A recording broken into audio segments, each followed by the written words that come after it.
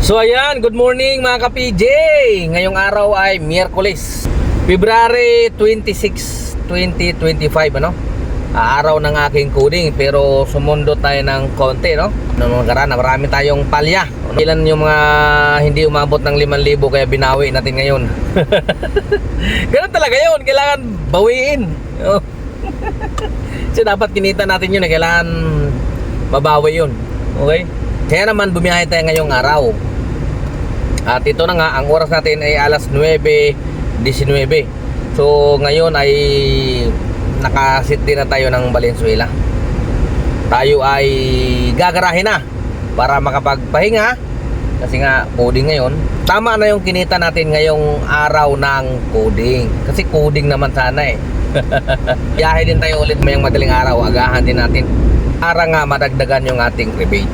Maka 500 plus na lang para meron tayong mahigit sa 5,000, di ba? Malaking bagay na rin yun.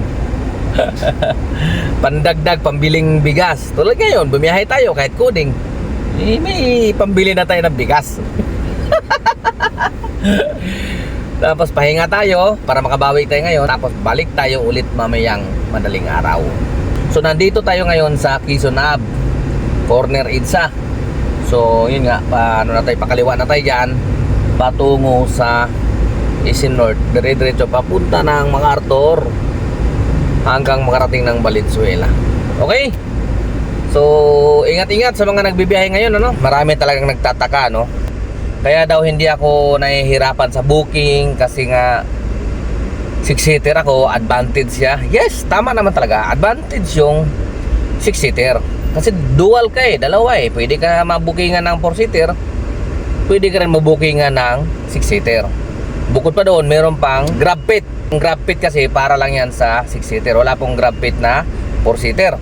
Yun yung advantage mo kapag 6-seater ang dala mo. Hindi lang yan ang dahilan mga ka-PJ, no? Kasi marami akong kakilala mismo dito sa grupo ko, sa mga dati kong grupo, na mga 6-seater din yung dala nila. May mga Innova, may mga Avanza, may mga Ertiga. Okay? Pero hirap din sila sa bookingan. Yan nga ang pinagtataka nila. Bakit talagang ako kahit saan pumunta, talagang para bang may naka-reserve na kagad na booking para sa akin. Kaya nga sila, natatakot sila maghatid sa isang lugar na katulad ng halimbawa, maghatid sa Bulacan.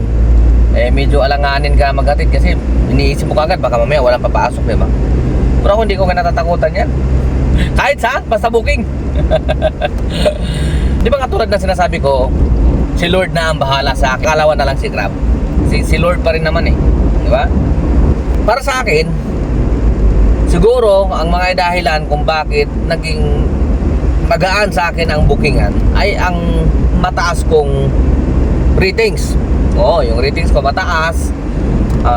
Cancellation ko 0. Bihira kasi ako mag-cancel pag kailangan ng talaga, no? Tapos yung completion ko mataas, 100%. Yan yung mini-maintain ko eh, na dapat palaging mataas.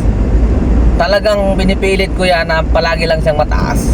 Kasi nga naniniwala ako na kapag mataas yung ratings mo, mataas yung completion mo, platinum ka, kahit pa paano, hindi ko rin sure kung gano'n yung kalakaran, ano? Parang nagiging priority booking. Parang namamasukan ka sa isang kumpanya, maganda ang performance mo, binibigyan din naman ng ng may-ari ng kumpanya. Alam mo, pinopromote, di ba? Yung mga gano'n, tinataas ang sweldo, di ba? Kasi malaki ang naiambag mo sa kumpanya nila, di ba? Kaya parang dito sa Grab, parang nagiging priority ka. Para sa akin kasi, kahit sabi natin na partner lang natin si Grab, di ba? Sa kanya pa rin tayo umaasa, aminin natin yan, sa kanya pa rin talaga tayo umaasa, di ba? Kapag pinarusahan tayo ni Grab, nagkaroon tayo ng violation, meron tayong nilabag na guidelines ni Grab, di ba? Siya mismo nagpaparusa, di-deactivate yung account mo kapag malala na, at sinususpindi ka kapag meron kang nagawang mali, di ba? So siya pa rin ang masusunod, di ba? Ngayon, kapag nakikita niya yung partners niya na hindi seryoso, di ba? Along lalo na't nararamdaman niya na meron kang binibiyahe na iba, di ba? Malamang ka talaga, hindi kanya ipa-priority. Priority niya yung mga solid, di ba? Yung mga loyal sa kanya. Yan yung sa tingin ko dahilan kung bakit maganda ang mga bookingan ko. Hindi ako masyadong nahihirapan. Kung nararamdaman ko naman yung matumal, okay? Kasi nakita nyo naman yung mga biyahe ko, di ba? Wala naman akong biyahe na mababa sa 12 oras, no? Tamihan talaga 12 pataas hanggang 19 hours, di ba? Kung kinakailangan umabot ng 19, pinapaabot ko para lang umabot yung quota ko. Oh, yung iba kasi makikita mo naman, paisi-isi lang. 8 hours lang gusto bumiyahe. Biyahe sa umaga, tapos uwi sa tanghali, matutulog, biyahe ulit sa gabi. Parang ganun. Yun lang yung earnings nila na nakukuha, di ba? Nakita nyo naman yung biyahe ko. Talagang mula umaga talaga yan. Diretso yan hanggang gabi. Kaya lang, pinipilit ko talaga na pagkatapos ng mga alas 7, alas 8, kailangan makapahinga na ako. Kung sumobra man, pinakamaano na yung alas 10, ganyan. Pero mostly, alas 7, alas 8, pahinga talaga yan. Para makabawi din yung katawan. Dahil maaga ulit kinabukasan eh. Ayun lang naman yung mga sikreto. Huwag mapili. Nangyari kasi sa iba, para kasing parang gusto nila silang masusunod. Di ba? Porket kanila yung sasakyan. Katuwiran na kasi sasakyan ko to. May pumasok na booking, 586, di ko pa pala na-offline yung city ko. Kaso opportunity yun kaya malamang pa ganun yun. Babalik ng Maynila. Yun nga, yung iniisip nila na sasakyan ko to, karapatan ko, saan ako gustong bumiyahe, di ba? Kung gusto ko siyang ibiyahe sa ibang platform, kasi hinaan ako sa kita dito. Kung ganyan ang katuwiran mo, siyempre, may karapatan din si Grab na mamili ng mga driver na sa tingin niya, loyal sa kanya. Di ba? Kung namili si Grab ng driver ng loyal sa kanya, may magagawa ba tayo? Wala naman tayong magagawa Kaya kailangan nating sumunod. O nga, nandun na tayo, sasabihin ng iba, nung araw, nakikiusap si Grab para mag-a-apply sa kanya ng driver, ganyan, natural, kahit naman siguro ikaw, tatayo ka ng kumpanya, magagawin mo sa umpisa? Siyempre, marketing. Mag-aalo ka ng mga drivers, di ba? Mga empleyado na dito, pumasok kayo sa akin. Kumbaga, pinaghirapan din nila yun para lumago yung kanilang kumpanya, di ba? Masenso, ganyan. Natural, pagdating ng panahon, darating talaga na kailangan kasi marami na kakalusin talaga nila yung mga pasaway, di ba? Ang matitira dyan, yung mga loyal, yung mga talagang solid, di ba? Kahit naman siguro ako may-ari ng kumpanya, ganun gagawin ko. Alam nang pababayaan ko yung kumpanya ko na masisira dahil dito sa mga bulok, di ba? Mga bulok na mga empleyado. Para yung kumpanya ko mananatili siyang maayos, mapagkatiwalaan ng mga pasahero, di ba? Ganun lang yun. Kaya tayo, dahil nakiki-partners lang naman tayo sa kanila, sila naman talaga yung mas di ba? Sunod tayo kung ano yung patakaran nila. Kung ayaw natin sa patakaran nila, kung may pera naman tayo, lipat tayo, hanap din ng ibang pagkakitaan. Ganun lang naman kasi kasimple yun. Hindi natin kailangan magreklamo. Sabi natin, walang booking, lit ng pamasahe. Hindi naman sa pagsisip-sip. Naintindihan ko naman si Grab Si Grab kasi, legal na siya. Hindi katulad nung araw na ang TNB is hindi pa hawak ng TPRB ng gobyerno, di ba? Kaya ang lalaki ng pamasahe. Wala na, hindi na may babalik yun. Bakit? Legal na tayo Legal na yung Grab Sumusunod na si Grab. Ano yung sinasabi ng LTFRB, ng gobyerno? Di ba? Under na siya Merong matrix na sinusunod si Grab na tungkol dyan sa pamasahe na yan. Hindi po pwedeng magtaas siya doon. At hindi rin siya pwede na magbaba doon. Dapat doon lang siya sa tama.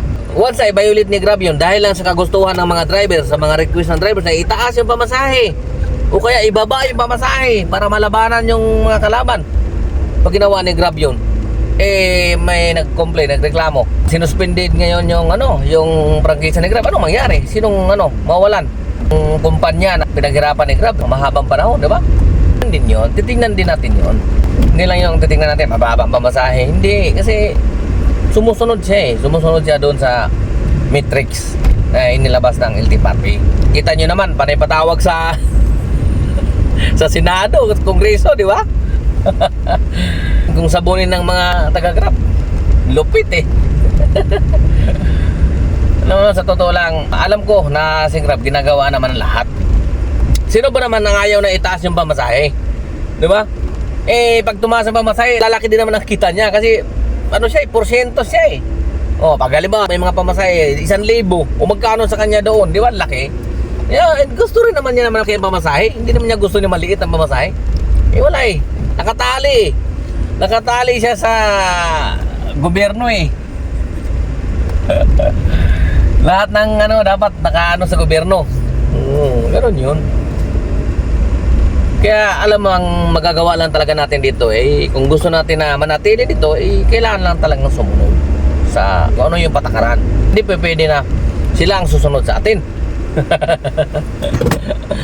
Kaya naman ako eh kasi iniisip ko naman wala naman magagawa eh sumunod na lang talaga. Ako kahit pagod na eh pero minsan 16 hours, 17 hours, 18 hours ako nagbibiyahe. Ayaw ko din yan eh. Gusto ko sana kung pwede nga lang 8 hours lang, okay na. Eh kaso hindi sasapat yung kita eh. Hindi sasapat dun sa mga pangangailangan ko eh. Kaya nagsasagad ako ng biyahe. Eh kailangan ko eh, di ba? Wala pa naman ako makitang trabaho na katulad nito na kung mamamasukan ako magkano lang yung minimum. Magkano minimum ngayon? 700, di ba? Sasapat ba yun sa pangangailangan ng pamilya ko? Hindi sasapat yun. Kung maliit lang yung ano mo, yung income mo, dapat yung expenses mo maliit lang din. Ganun yun eh. Eh ngayon, siyempre nandito na kami sa ito yung kinikita ko. Eh yan din yung expense. Sumasabay lang din. Sumasapat lang din siya. Ngayon kung bababa ako, mamamasukan na lang ako, eh magkano ang minimum ngayon? Eh alam naman natin kung ikukumpara mo naman siya sa kita dito sa Grab, mataas pa rin ang kita sa Grab kumpara sa mamamasukan. So anong mangyari? Kung shutdown lahat, babalik kami sa umpisa. Oo, mag-umpisa na dahil lumiit na yung kita. Kailangan ito lang yung ano natin, igagastos. Halimbawa, nangungupahan ako.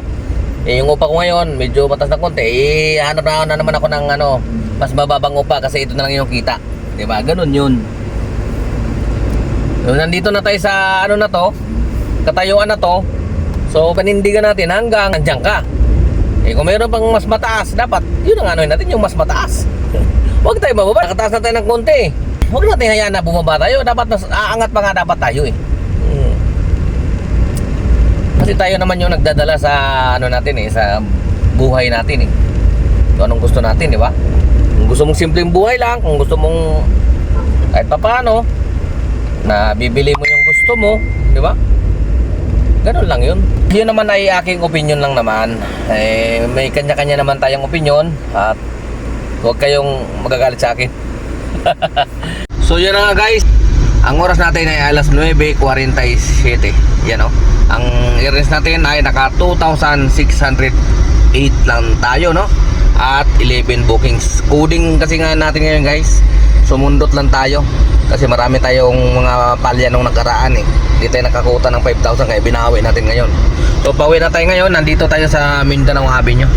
Papasok na tayo dyan sa Inlex na yan para mag-inlex na tayo dire-diretso na para makapagpahinga, makapag-relax. Tapos kunting linis-linis sa ating sasakyan kasi araw lang coding lang natin siya pwede linis-linis sa makina. Punas-punas, di ba? Yun yung araw natin. Kaya ito kailangan natin umuwi. Tapos naman magpahinga, tapos back ulit tayo bukas ng madaling araw. Okay, ayan o, Inlex o. Yan, Inlex. Yan. Okay. So, ayan nga. Andito na nga ako sa bahay. Hindi na ako magtatagal. Ako ay magpapaalam na muna. Kapidyo nyo, temporary signing off. Kung nagustuhan mo yung video ko, huwag mo kakalimutan i-like. Tapos, subscribe mo na rin kung bago ka. At i-click mo yung notification bell para lagi kang updated sa mga bagong upload ko. So, yun lang. Ingat!